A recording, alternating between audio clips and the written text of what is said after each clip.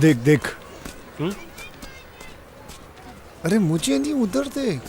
Yes, for sure.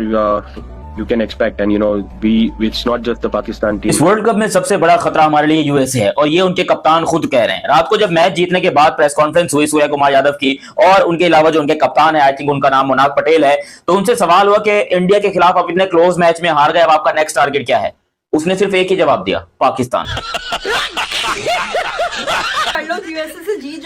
भाई ये USA Pakistan का मैच निकल जाए, मेरी जिंदगी आसान हो जाएगी। समझ में आ रहा है कि मतलब हम यूएसए और पाकिस्तान की प्रेडिक्शन की इतने बुरे दिन आ गए। आप सोचो, आप इतने बुरे दिन आ गए कि यूएसए वर्सेस पाकिस्तान का मैच, मतलब कोई ऑस्ट्रेलिया जो कि हमारी याली हड्डी बना हुआ है, जिसको ना हम निकल पा रहे ना हम बाहर निकाल पा रहे। यूएसए ने वाकई करके दिखाया है इंडिया वाला मैच। यहाँ जब भी तो बोल रहा हूँ, यहाँ अटक गया वो, ना बाहर है ना अंदर है।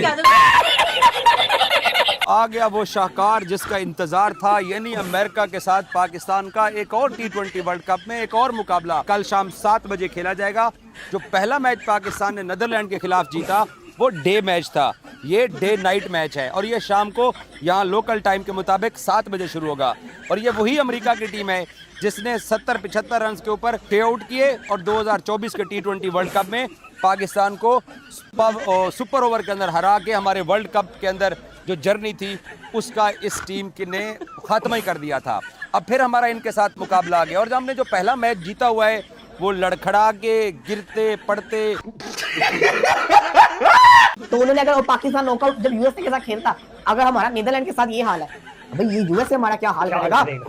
यूएसए हमारा क्या हाल करेगा? मैं तो ये सोच रहा हूँ, यूएसए ने इंडिया का ये हाल किया है। इंडिया की बॉलिंग तो उन्होंने रन्स भी किए, उसके बाद उनकी बॉलिंग इंडिया जैसी स्ट्रॉन्ग बैटिंग के आगे जिसको कहते हैं ना हावी पड़ गई, तो ये हमारा क्या हाल करेगी यूएसए की टीम? तो भाई पाकिस्तान को बड़ी तैयारी के साथ आना पड़ेगा, बड़ा जिसको कहते हैं ना तो भाई परफॉर्मेंस दिखा रही है यूएसए की टीम, यूएसए छोड़ेगी नहीं। तो इसलिए पाकिस्तान को इंडियन टीम का शुक्रिया करना चाहिए, क्योंकि वरना यूएसए वर्सेस पाकिस्तान नॉकआउट बन जाना था।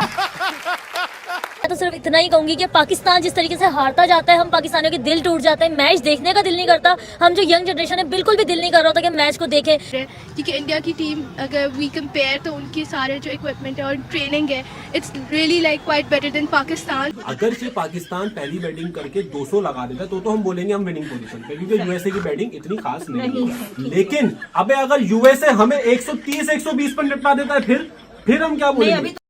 आपने सबसे पहले घबराना नहीं। तुमने वहीं पे रोको, यूएसए की बैटिंग खास नहीं है लेकिन हमारी बॉलिंग खास है, हम रोक पाएंगे? ये बताओ जरा। सरकार देखो, हमारी बॉलिंग की एक बात है, हमारा शाहिन शुरू में पिटता है लेकिन कवर अप कर लेता है, ठीक है ना, आके विकेट ले लेता है, ठीक है। शदाब पिटता है, अबरार पिटता है। अच्छा, हम तो इतने स्पिनर्स लेके उतरे हुए हैं, जब सारे मतलब बैटर्स हमारे स्पिनर को समझ जाते हैं ना, हम एक सैम अय्यूब को आगे कर देते, ये लो पकड़ो। ये पाकिस्तान और यूएसए का जो मैच है ना, मैं समझता हूँ कि इंडिया पाकिस्तान के बाद अब अगर किसी मैच की हाइप है ना, मैं हकीकत बता रहा हूँ आपको, वो यूएसए पाकिस्तान की है। क्योंकि देखो ऑलरेडी हम पिछले T20 में यूएसए से बीट हो चुके हैं यार। भाई हाँ। वो विजुअल्स मुझे मत याद दिलाएगा तो यार। अब तुम बताओ उस मैच को जरा दिमाग में रखते हुए कि अब इस मैच में हमारा कौन काम आने वाला है, बॉलर, बैटर। मैं उस मैच को दिमाग में नहीं रखूंगा। सिचुएशन कल इंडिया की थी, यहाँ पे अगर पाकिस्तान की होती तो शायद वो पूरा साथ देते यूएसए का कि भाई आपने हमें जल्दी आउट किया, हम आपका पूरा साथ दे रहे हैं, हो सकता है शायद और जल्दी आउट हो जाए।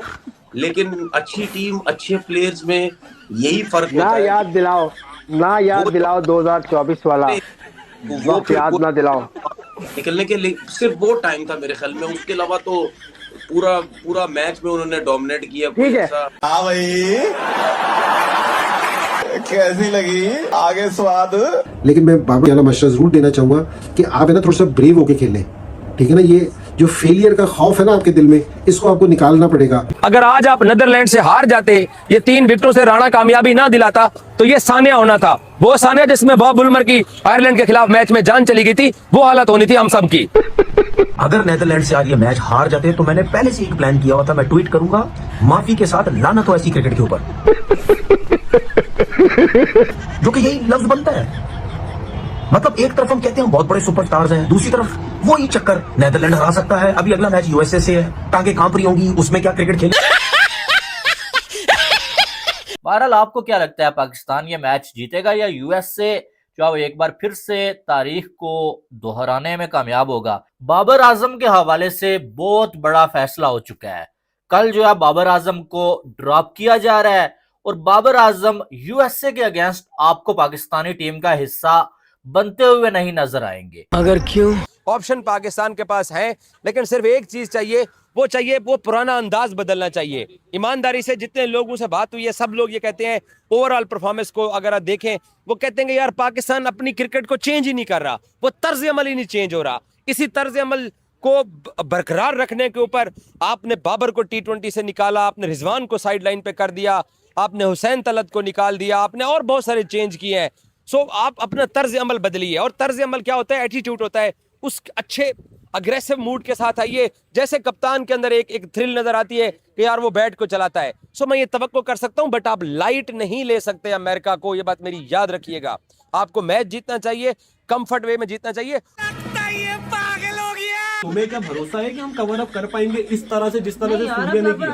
मुझे समझ में नहीं आ रहा वाकई। हाँ, मुझे तो अब कसम से जिंदगी के अंदर राना फहीम अशरफ पे भरोसा है। मुझे पाकिस्तान टीम पे भी क्या पाकिस्तानी टीम यूएसए से जीत पाएगी या नहीं जीत पाएगी? क्यों बन गया, क्या हो गया? क्योंकि अभी तक की यही न्यूज है ना कि बाइकआउट किया हुआ है इंडिया वाला मैच का। चलो वो तुम सही करो, लेकिन तुम यार मुझे जब से वर्ल्ड कप शुरू हुआ है तुम मुझे डरा क्यों रही हो यूएसए के नाम से? यार अभी भी तुम नहीं डरोगे जो इंडिया को इतना टफ टाइम दिया है? पाकिस्तान के सारे मैचेस डू एंड डाई है सर। आप ये नहीं बोल सकती कि कोई एक मैच है, क्योंकि